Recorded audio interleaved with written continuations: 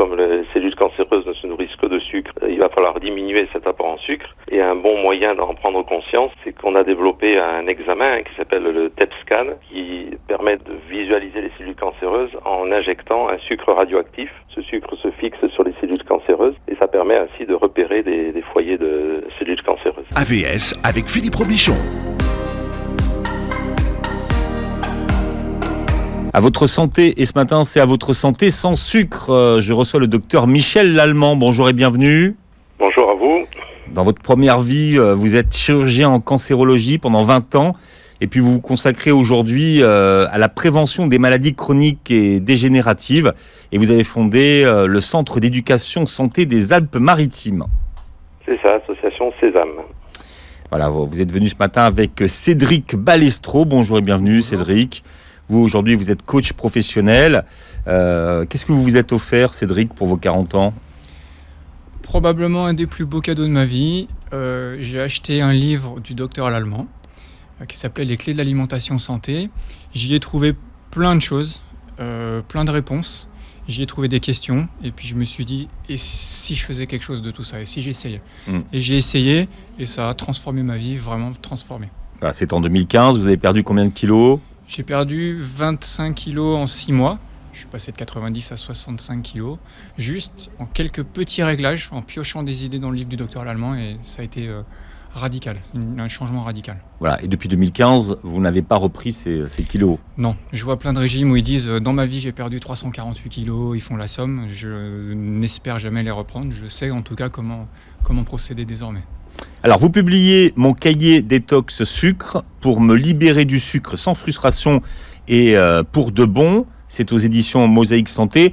Docteur Lallemand, ce qu'on va dire ce matin, c'est de ne pas supprimer radicalement le sucre. Ça n'aurait pas de sens. Alors non seulement ça n'aurait pas de sens, mais c'est même impossible, puisqu'on a besoin de sucre. Le cœur, le cerveau ont besoin de sucre.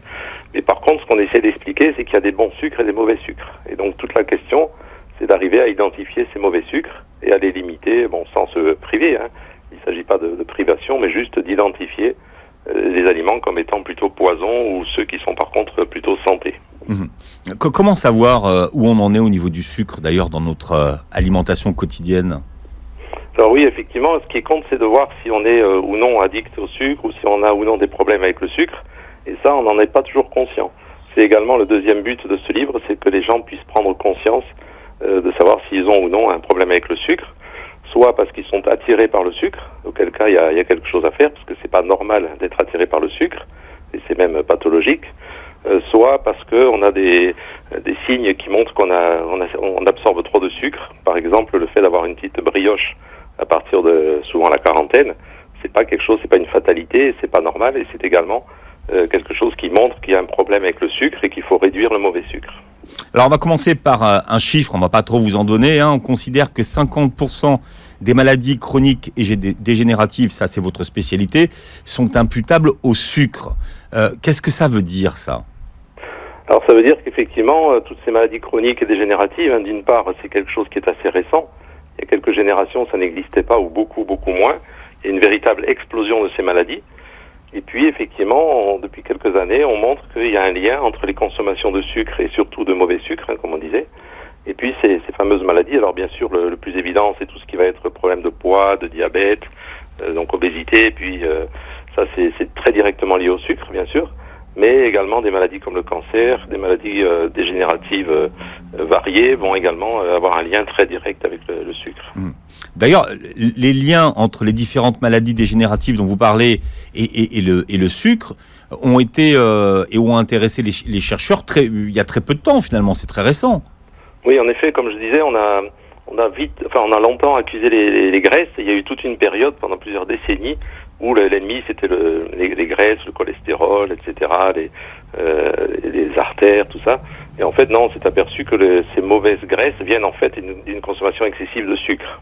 Par exemple, les excès de triglycérides, par exemple, sont dus à des excès de sucre et potentiellement d'alcool aussi, et pas d'excès de graisse. Est-ce qu'on exagère quand on dit que le sucre, c'est toxique ? Encore une fois, le sucre en quantité correcte et du bon sucre, ce n'est pas toxique. Ce qui est toxique, et comme tout dans la nature, c'est l'excès. Et surtout cet excès de mauvais sucre qui, je précise dès maintenant, n'existait pas à l'époque où l'homme est apparu sur Terre. C'est du sucre, on peut dire, industriel, qui a été transformé, qui fait qu'actuellement il est donc assimilé rapidement. Ça, on en parlera de cette notion d'assimilation plus ou moins rapide des sucres. Et c'est le fait qu'ils soient assimilés vite qui les rend toxiques. Alors on va parler d'un petit champignon aujourd'hui qui serait peut-être responsable de tout ça et de notre addiction au sucre. De quel champignon s'agit-il ? Alors c'est une moisissure, ça s'appelle le Candida albicans. C'est un nom plutôt sympathique, mais les conséquences sont plutôt pas trop sympathiques, puisque entre autres problèmes, ce champignon, donc il se nourrit de sucre et quand il se développe, il fabrique un produit qui réclame du sucre. Donc on comprend tout de suite que c'est déjà un premier mécanisme d'addiction au sucre. Plus on va consommer du sucre, plus on va nourrir ces fameux champignons. Alors je précise que ces champignons se développent partout dans l'organisme, sur les muqueuses, etc. Mais là on parle surtout des champignons qui sont dans le tube digestif. Quand on a donc trop d'assimilation de sucre, on nourrit ces fameux champignons qui vont fabriquer cette substance qui va nous réclamer du sucre et on peut devenir très très addict. Pratiquement une addiction aussi forte qu'avec des véritables drogues chimiques, addict au sucre donc. D'accord. Donc Candida albicans, il se nourrit que de sucre ? Ah oui, uniquement de sucre, au sucre et famille des sucres. C'est ce qu'on appelle les glucides d'une façon plus technique. Mais disons, le plus connu c'est le sucre de cuisine, le saccharose, mais après ces champignons se nourrissent d'autres sucres, mais pas d'autres aliments, ça ne va pas se nourrir de graisse, ça ne va pas se nourrir de protéines, ces champignons ne se nourrissent que de sucre. D'accord, mais quel est leur rôle justement à ces champignons dans l'organisme ? En quantité normale, c'est-à-dire si on consomme peu de sucre, ces champignons participent à la digestion de ces sucres, des sucres qu'on consomme. Et donc, à petite dose, ces champignons sont utiles. Mais comme tout, c'est le problème des équilibres et des excès.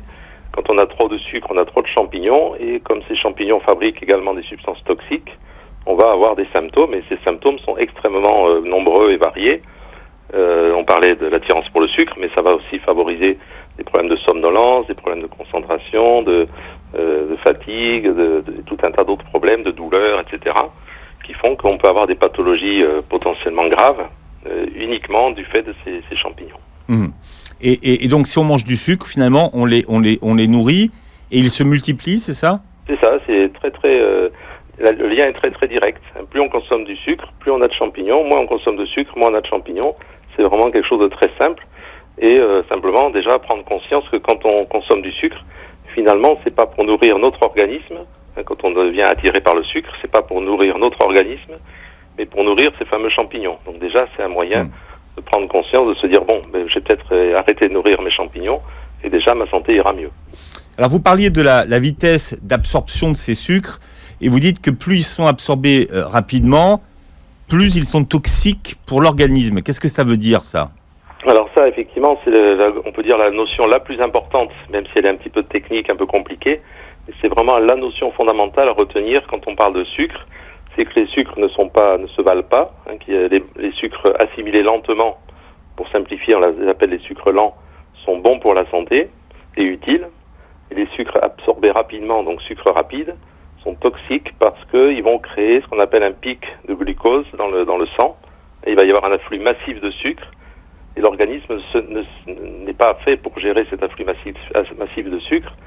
Et donc, quand il va y avoir un excès de sucre, il va y avoir tout un tas de problèmes en cascade. Il va falloir stocker ce sucre, donc ça va amener une prise de poids. Il va y avoir tout un tas de problèmes comme ça. Je ne sais pas si on peut rentrer dans les détails, mais donc qui dit pic de sucre dit libération d'une hormone qui s'appelle l'insuline, qui va faire rentrer le sucre dans les cellules. Donc il va y avoir en conséquence un creux, une baisse de sucre, donc ce qu'on appelle une hypoglycémie réactionnelle. Du fait qu'on a stocké le sucre dans les cellules. Et à partir de là, il va y avoir une sensation de faim, il va y avoir des sensations de malaise, donc ces fameuses hypoglycémies. Et donc tout un mécanisme comme ça qui fait qu'à long terme, ces vagues en termes de taux de sucre dans le sang, ces fluctuations vont amener des conséquences qui à long terme seront très néfastes et même favoriser les cancers, favoriser donc des maladies graves. Est-ce qu'on arrive à savoir pourquoi le sucre c'est tellement addictif ? Alors, il y a déjà ces fameux champignons qui, comme on l'a expliqué, plus on prend du sucre, plus on a ces champignons candida qui nous réclament du sucre. Ça, c'est un premier mécanisme. Mais après, il y a des mécanismes un petit peu plus complexes sur la notion de satisfaction. C'est vrai que le sucre, ça va amener une sensation de bien-être à court terme, même si à long terme, après, il y a des inconvénients. Mais à court terme, on se sent mieux. Ça va avoir un effet un petit peu anxiolytique, etc. Donc, il va y avoir aussi une addiction psychiatrique, entre guillemets, enfin, psychologique plutôt.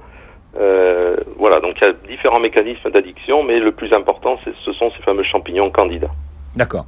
Mais pourquoi vous dites dans votre cahier détox que le sucre n'est pas adapté au fonctionnement de notre corps ? Non, je sais pas exactement à quelle phrase vous faites référence, mais non, le sucre est adapté. Je pense que ce que je voulais dire, c'est que ce sont les sucres de l'industrie actuelle, les sucres transformés, qui ne sont pas adaptés au métabolisme naturel de notre organisme. Mmh. Et quand on dit que l'industrie agroalimentaire nous rend accro au sucre, elle le fait sciemment ? Alors, moi, je pense en grande partie oui, parce que si on réfléchit bien, pour eux, c'est vraiment une manne extraordinaire. C'est-à-dire que plus ils vont vendre du sucre, plus ils vont rendre les gens addicts au sucre, et plus ils vont avoir des clients. Et c'est vraiment, et ça, on le voit très bien sur les courbes de consommation de sucre au niveau de la planète depuis quelques décennies, cette explosion de consommation du sucre. Et honnêtement, je pense qu'il y a quand même, les industriels ne sont pas bêtes, ils ont bien vite pris conscience que, en effet, le sucre attirait le sucre et que plus ils allaient en vendre, plus ils auraient de clients. Alors, ce que vous expliquez également, c'est que le sucre acidifie l'organisme. Alors, qu'est-ce que ça veut dire ? Alors, effectivement, notre organisme est prévu pour fonctionner avec un certain niveau de ce qu'on appelle le pH, donc qui mesure l'acidité. Quand on a un pH neutre aux alentours de 7, tout se passe bien. Quand on a un pH qui descend, donc qui devient acide, aux alentours de 6, voire de 5, là, on va avoir tout un tas de problèmes, y compris le développement de ces champignons candida qui se développent en milieu acide. Et donc, l'organisme n'est pas fait pour fonctionner en milieu acide. Or, on sait que les sucres rapides acidifient l'organisme, alors que les sucres lents n'acidifient pas l'organisme. Donc là encore, favoriser les sucres lents, c'est bon pour la santé. Prendre trop de sucre rapide, c'est mauvais pour la santé. Et pourtant, Cédric, et là je pense à tous les parents qui nous écoutent, quand on veut faire et qu'on veut récompenser un enfant, on va lui offrir une sucrerie. Oui, parce que le docteur Lallemand, il l'a dit, ça fait intervenir d'autres mécanismes que le champignon, ça fait intervenir des mécanismes de satisfaction. Donc on dit, tiens, tu as fait quelque chose de sympathique, je vais te récompenser avec une petite douceur, avec un petit plaisir. C'est un réflexe culturel. Un paquet de fraises, ou enfin voilà. Exactement. En pensant, leur faire plaisir. Exactement, on leur fait plaisir. Bien, allez, on parle du sucre. On leur fait plaisir à court terme. Oui, mais finalement, si vous n'êtes pas informé, vous pensez bien faire. Oui, tout à fait. Donc, c'est pour ça qu'il faut un petit peu, là aussi, prendre conscience que c'est important pour les adultes, mais c'est surtout important d'éduquer les jeunes enfants pour éviter de tomber dans ces pièges, parce qu'une fois qu'on est tombé dans le piège, c'est très difficile de s'en sortir. Vous aussi, docteur Lallemand, il y a un livre qui a changé votre vie, c'est le livre de David Chervan-Schreiber. Oui, je tiens vraiment à lui rendre hommage, puisque c'est suite à ce fameux livre, donc Anti-cancer, que je me suis intéressé à cette notion du fait que les cancers avaient des causes, et c'est quelque chose qu'on n'apprend absolument pas durant nos études médicales. On nous dit que c'est faute à pas de chance, que ce sont les gènes, etc. Et en fait, le docteur Chervan-Schreiber a vraiment fait un énorme travail pour montrer que l'hygiène de vie, l'environnement, avait un impact considérable sur le risque de développer ou non un cancer. On dit que les cellules cancéreuses aiment le sucre et qu'elles se nourrissent plus de sucre. En fait, elles se nourrissent exclusivement de sucre. C'est ça qui est vraiment très important et qui va permettre justement de prendre conscience qu'on peut agir face à un cancer, soit à titre préventif, éviter de développer un cancer, soit quand le cancer est déclaré, aider les traitements à être plus efficaces, etc. C'est qu'effectivement, comme les cellules cancéreuses ne se nourrissent que de sucre, il va falloir diminuer cet apport en sucre. Et un bon moyen d'en prendre conscience, c'est qu'on a développé un examen qui s'appelle le TEP scan, qui permet de visualiser les cellules cancéreuses en injectant un sucre radioactif. Ce sucre se fixe sur les cellules cancéreuses et ça permet ainsi de repérer des foyers de cellules cancéreuses. D'accord. Le TEP scan, ce qui veut dire que les cellules cancéreuses aiment plus et se nourrissent plus de sucre que des cellules qui sont saines ? Oui, tout à fait. Elles ont un métabolisme qui est accéléré. et elles consomment jusqu'à 10 fois, 15 fois plus de sucre que les cellules saines. Mmh. Qu'est-ce qui se passe finalement si on coupe le sucre de ces cellules ? Alors, il faut dire tout de suite que ça ne suffit pas à guérir d'un cancer, à faire disparaître un cancer. Certaines personnes conseillent de faire des jeûnes prolongés en espérant affamer les cancers. Ça ne fonctionne pas, puisqu'un cancer, quand on fait un jeûne, on ne peut pas dépasser une quarantaine de jours au maximum, et en 40 jours, la tumeur n'a pas disparu. Donc on ne peut pas guérir d'un cancer uniquement en réduisant les sucres. Mais par contre, on peut vraiment aider à l'activité des traitements, rendre les traitements plus efficaces, ralentir l'évolution de la maladie et mettre en place d'autres leviers, on va dire, pour petit à petit arriver à guérir du cancer. Oui, donc le fait de ne pas les nourrir, ces cellules cancéreuses, c'est la première étape. Faut leur couper le carburant, finalement. Au maximum, réduire l'apport. Alors, expliquez-nous finalement comment le sucre provoque et crée la maladie. Alors, on en a parlé un tout petit peu tout à l'heure. Encore une fois, les sucres lents ne favorisent pas spécialement les cancers, mais les sucres rapides, dans la mesure où ils provoquent ce fameux pic de glucose dans le sang, une fois qu'ils ont été ingérés, il y a un pic de glucose qui provoque la fabrication de l'insuline, qui est prévue pour stocker donc le sucre qui arrive de façon massive. Et le problème, c'est que cette insuline est un facteur de croissance, c'est-à-dire une substance qui va, un petit peu comme de l'engrais, accélérer la prolifération des cellules, y compris et surtout les cellules cancéreuses. Donc c'est par l'intermédiaire de ce mécanisme sucre lent et par l'intermédiaire de cette fabrication d'insuline et puis d'autres substances qui sont également des facteurs de croissance que on va petit à petit stimuler ces cellules cancéreuses.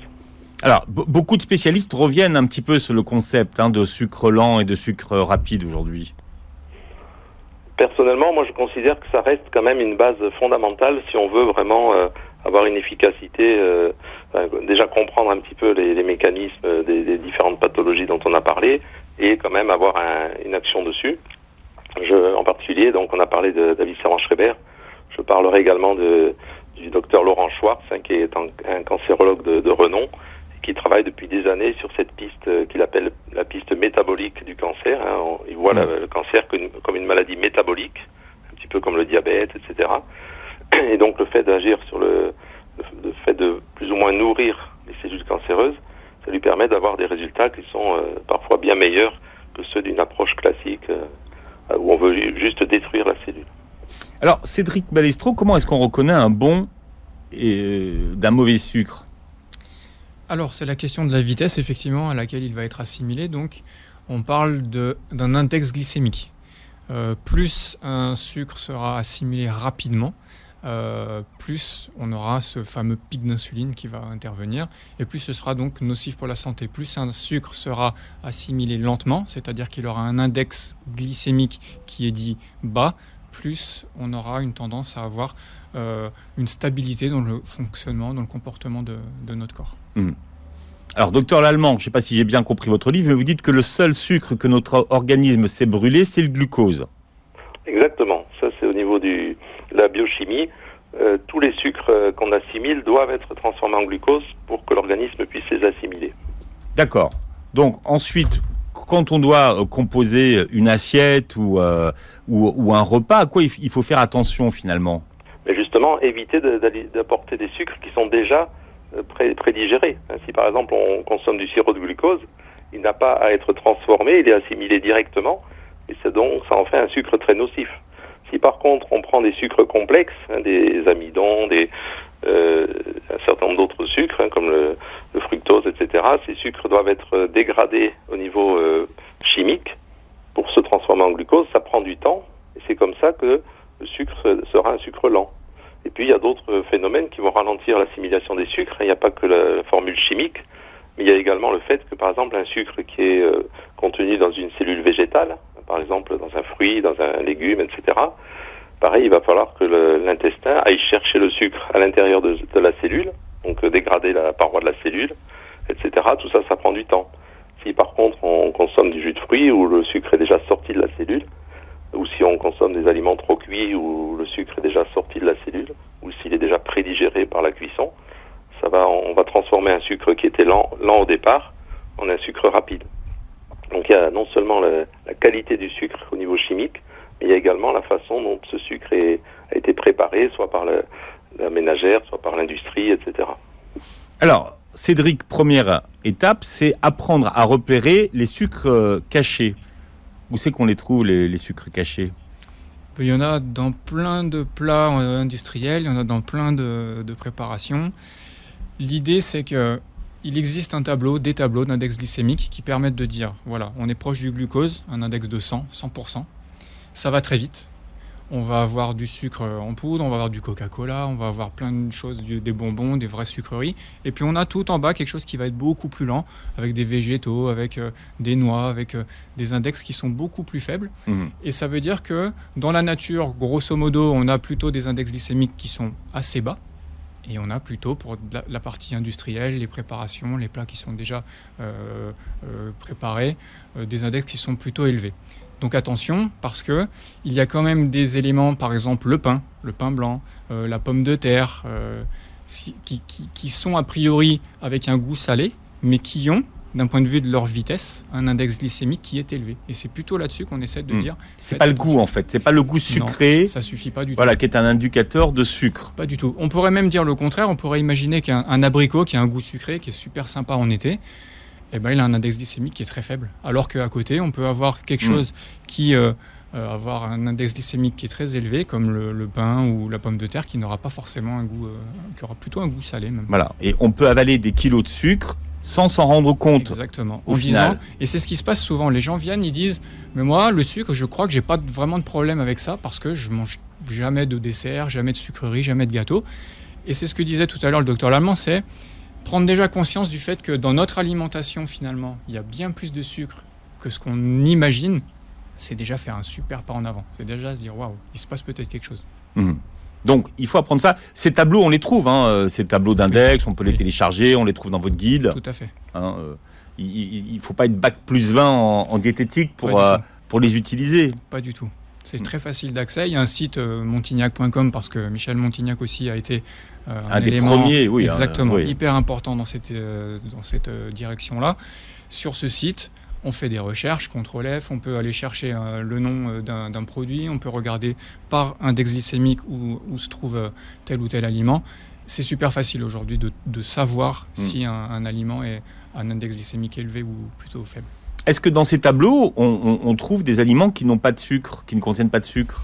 Alors, nous, en tout cas, on en a mis. Comme les viandes, par exemple, exactement. les poissons. Dans notre tableau, on en a mis en disant, potentiellement, ils n'ont pas de sucre. Alors, ça peut être le cas d'une viande, ça peut être le cas, par exemple, d'un œuf où il y a plus de protéines, ça peut être le cas, tout simplement, d'une huile végétale, une huile d'olive dans laquelle il y a 0 sucre. À ce moment-là, il n'y a donc pas d'index glycémique puisqu'il n'y a pas de sucre. En réalité, on l'a mis quand même dans une petite case qu'on a dit être un index glycémique nul, un IG nul. Ça veut dire que quand on va l'associer dans un repas, on va considérer que son index glycémique étant à 0, on va avoir une moyenne, on va avoir une tendance à baisser l'index glycémique de notre repas. Alors, on parle du sucre, mais on n'a pas encore parlé de la graisse. Quel est le lien entre le sucre et la graisse, docteur Lallemand ? Alors, ces liens sont beaucoup plus importants qu'on l'a pensé pendant très longtemps, puisque, comme je le disais tout à l'heure, on a longtemps accusé les graisses de tous les maux. Et en fait, on s'est rendu compte depuis quelque temps que, en fait, la plupart des problèmes qu'on assimilait aux graisses étaient en réalité liés à une consommation excessive de sucre et surtout donc de mauvais sucre. Alors c'est vrai je l'ai dit pour les triglycérides. Actuellement, il y a une maladie qui est de plus en plus fréquente, qu'on appelle la stéatose hépatique non alcoolique. C'est en quelque sorte un petit peu le foie gras. Les gens ont de plus en plus le foie gras. Et ça, ce n'est pas lié à une consommation excessive de graisse, mais c'est lié à une consommation excessive de sucre. Comme on le disait dans le cahier, les canards ou les oies pour qui on veut faire fabriquer du foie gras, on les nourrit avec du sucre, comme par exemple du maïs, et non pas avec des graisses. C'est ça qu'il faut comprendre. Ils ne sont pas gavés avec du gras. Ils sont gavés avec du sucre. Avec du maïs, quoi. Et le maïs étant un sucre rapide.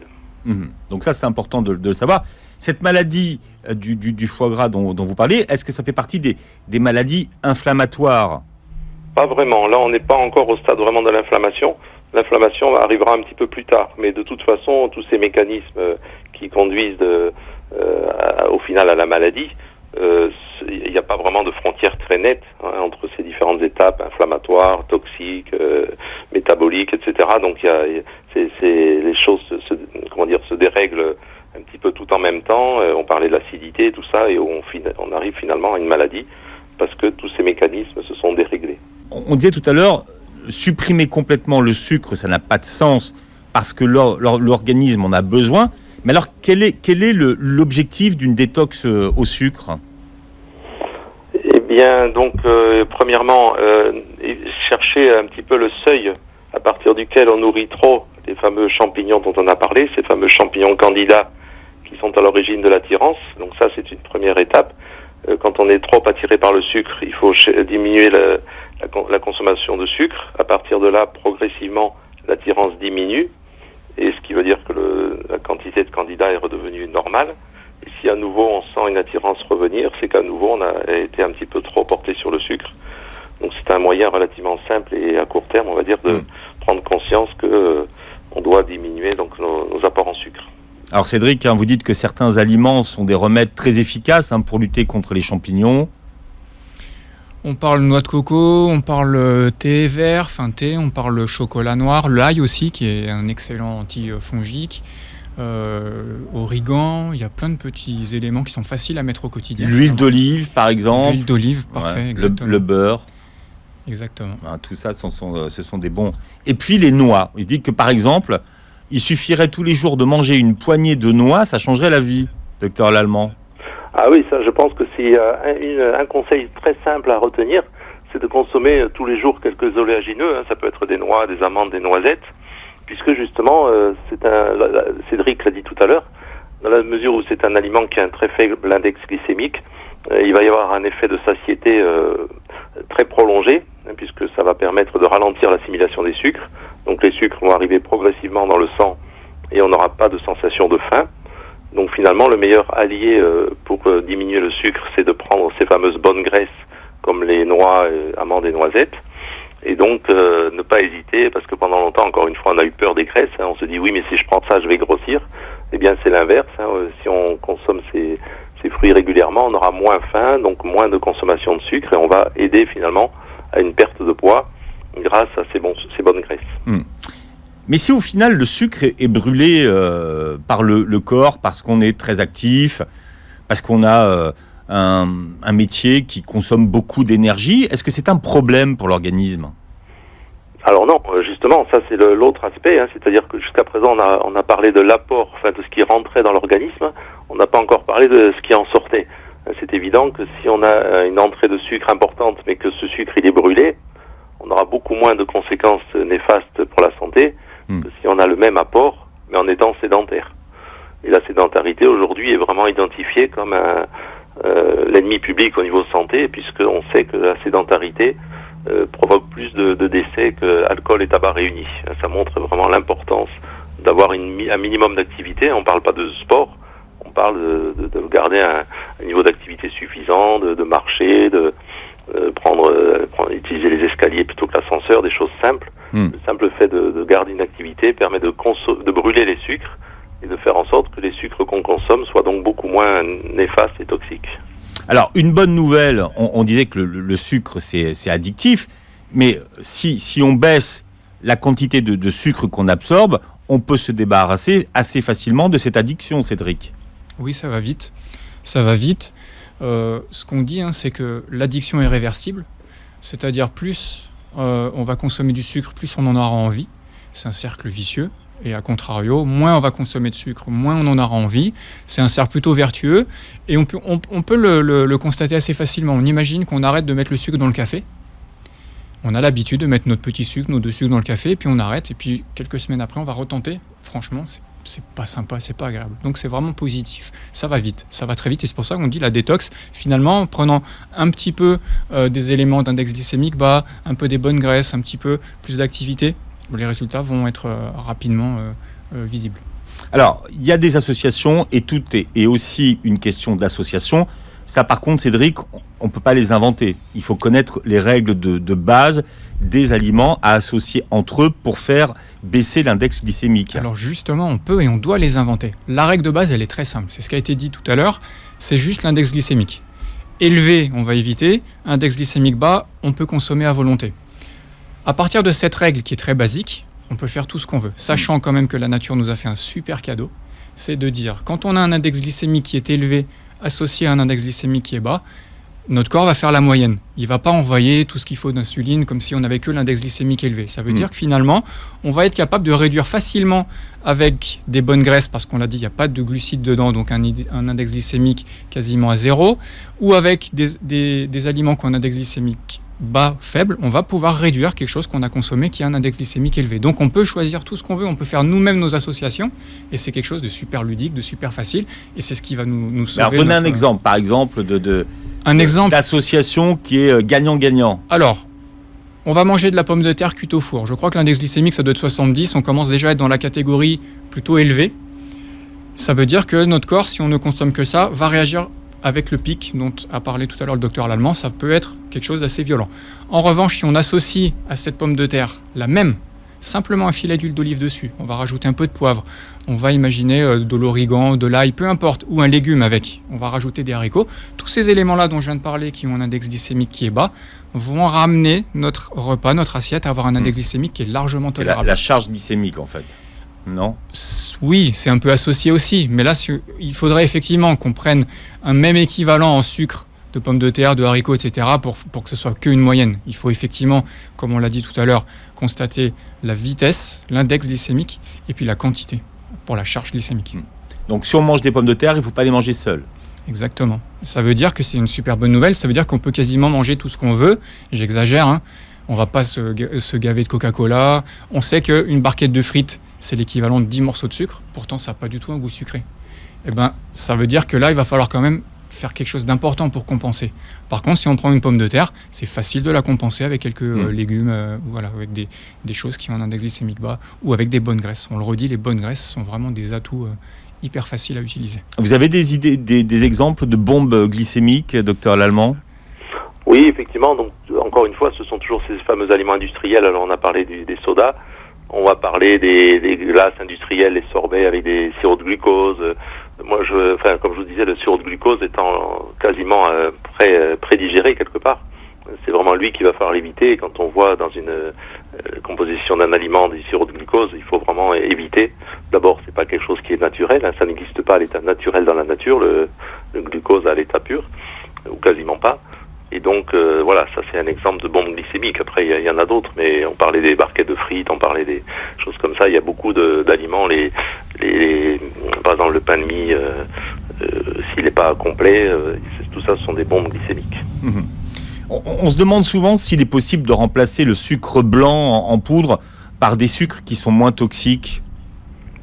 Alors oui, effectivement, il y a tout un tas de sucres sur les tableaux dont on a parlé tout à l'heure, les tableaux d'index glycémique. On s'aperçoit qu'il y a des aliments qui permettent de sucrer, comme le sirop d'agave, le sucre de coco, etc., qui ont un bon pouvoir sucrant, tout en ayant un index glycémique qui est très faible. Après, on peut également utiliser avec parcimonie ce qu'on appelle les édulcorants, comme le stevia, des choses comme ça. Donc on peut en effet garder un goût sucré sans avoir les problèmes liés à ces mauvais sucres. Il y a un glacier qui nous parlait il y a quelques jours d'un sucre, l'inuline de chicorée. Qu'est-ce que vous en pensez ? Vous connaissez ? Voilà, par exemple, là, on est plus dans le domaine on est un peu à la limite de l'édulcorant, donc ça, c'est des choses dont il ne faut pas abuser pour différentes raisons qu'on ne peut pas trop rentrer dans les détails, mais c'est mieux de rester dans des sucres plus naturels, comme justement le sirop d'agave ou le sucre de coco, qui sont des sucres qui existent à l'état naturel. Et voilà, donc là, c'est plus physiologique. D'accord. Alors, dans votre méthode, il y a une grande part de créativité. Hein. C'est un peu chacun sa méthode, Cédric. Ça reste très coaching. Grosso modo, on va dire à la personne qui vient, voilà la règle. C'est ce qu'on a dit, les index glycémiques, les bonnes graisses. À partir de là, qu'est-ce que tu as envie d'en faire ? Est-ce que tu as envie... on ne va pas donner des conseils, on ne va pas donner des recettes. Il y a plein de livres qui existent là-dessus, il y a plein de sites qui existent là-dessus. Laissez l'autonomie à la personne. Déjà qu'elle prenne conscience de dire, je ne savais même pas que quand je vais au McDo ou au fast-food, où je mange dans une pizza beaucoup de sucre. Je ne le savais même pas. Maintenant, elle le sait. Elle sait la question de l'index glycémique. Elle sait la facilité de pouvoir on va dire, contrebalancer ses index glycémiques en ajoutant, sans compter les calories, etc. Et après, c'est elle qui est libre et qui est complètement autonome dans ses choix, dans sa façon de composer ses assiettes et de se faire sa détox. Parce que moi quand j'ai lu votre livre, j'avais l'impression qu'il n'y avait pas énormément de contraintes. Il n'y a pas de contraintes, il y a très peu de contraintes. Simplement, il y a quelques règles. Notre corps, c'est un système extrêmement sophistiqué. On pourrait discuter de tout ça d'une manière très technique, très pointue, très complexe. On peut aussi, c'était vraiment l'objectif, en faire quelque chose de beaucoup plus simple, de dire finalement il y a quelques règles à respecter. Et quand on a compris et qu'on respecte ces règles-là qui sont très faciles, on suit notre tableau d'index glycémique, on l'a sur le frigo, on l'a dans la voiture pour aller faire les courses. Après, chacun fait sa méthode. Il n'y a pas de contrainte, il n'y a pas attention, ça c'est interdit, je n'ai pas le droit, il faut compter les calories, les vitamines. On est loin de tout ça, quoi. Et quels sont les aliments alors qu'on peut facilement placer dans sa journée au quotidien ? Alors moi, perso, j'ai un petit penchant pour tout ce qui est ail, oignon, échalote. C'est ce qu'on appelle des alicaments, des médicaments aliments. C'est magique, c'est vraiment plein de bonnes choses. On l'a dit, c'est anti-candida. Après, il y a plein de bonnes choses. Tous les végétaux, on pourrait faire l'apologie de la pomme, on pourrait discuter de plein de sujets comme ça. Au quotidien, c'est très facile. Et puis rappelons-le, une poignée de noix tous les jours, juste ce geste-là, ça peut changer considérablement le quotidien. Alors, c'est une question qui revient souvent et on va terminer là-dessus. Docteur Lallemand, quelle est votre position sur le jus de citron ? Alors moi, je pense qu'il y a eu un petit peu un effet de mode. Je sais que certains thérapeutes, j'allais dire au sens large, ont parlé le jus de citron de toutes les vertus. Personnellement, moi, j'ai pas remarqué que c'était une boisson qui avait des vertus extraordinaires. Moi, je pense que ça peut être intéressant. Encore une fois, tous les végétaux sont intéressants, puisqu'ils apportent chacun leur lot de vitamines, minéraux, ce qu'on appelle les polyphénols, etc. Donc ils sont tous intéressants. Après, dire que le jus de citron est meilleur qu'un autre, je pense que c'est largement exagéré. Mais bon, là, il s'agit pas de polémiquer. Hein. C'est très bien de boire régulièrement son jus de citron. Je dirais, à la limite, c'est plus important de savoir si on le sucre et avec quoi que de boire le jus de citron par lui-même. Bon, et alors vous le sucrez, votre jus de citron, Michel Lallemand ? Personnellement, il m'arrive de mettre un petit peu de sirop d'agave dedans quand j'ai envie, mais c'est pas, quand on n'est plus attiré par le sucre, c'est plus un problème. Bien, et puis si vous voulez avoir plus d'informations, vous lisez Mon cahier détox sucre pour me libérer du sucre sans frustration et pour de bon aux éditions Mosaïque Santé. Merci docteur Lallemand d'avoir été avec nous ce matin. Merci à vous. Merci Cédric Balestro d'avoir été avec nous sur ce plateau. Merci beaucoup. Je rappelle que vous pouvez réécouter l'émission en podcast sur beurrefm.net et puis que vous voyez la captation de l'émission sur la chaîne YouTube. Merci d'avoir été avec nous. Très belle journée santé et sans sucre sur Beurre FM.